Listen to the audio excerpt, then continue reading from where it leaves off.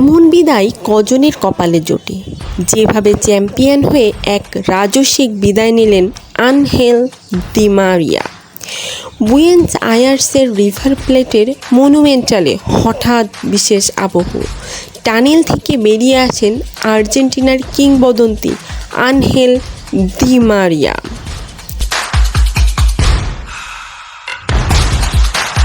গ্যালারিতে উপস্থিত দর্শকদের গগনবিদারী চিৎকারে কেঁপে ওঠে পুরো স্টেডিয়াম। সব কিছুর জন্য ধন্যবাদ, কখনো চলে যেও না। সমর্থকদের হাতে শোভা পাচ্ছিল এমন সব পোস্টার। দেশের জার্সিতে তৃতীয় সর্বোচ্চ ম্যাচ খেলে বিদায়বেলায় তার ঝুলিতে ছিল বিশ্বকাপ, কোপা আমেরিকা, ফিমালেসিমা ও অলিম্পিক স্বর্ণ, মোট 5টি বড় ট্রফি।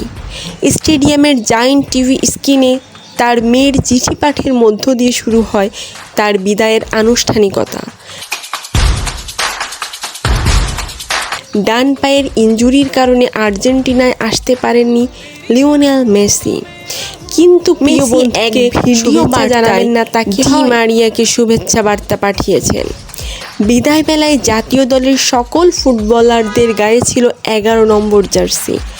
আনুষ্ঠানিকতার শেষের দিকে চোখ ভর্তি অশ্রু আর বেদনাময় কণ্ঠে বিদায় বক্তব্য দেন অ্যাঞ্জেলো ডি মারিয়া। আর্জেন্টিনার হয়ে 4 বার মেসি এবং ডি মারিয়া একাধিকবার কোপা আমেরিকাও জয় করেছেন। শেষবার আর্জেন্টিনা 16 বছরের এই ক্যারিয়ারের সাফল্যের কোনো কমতি নেই তার।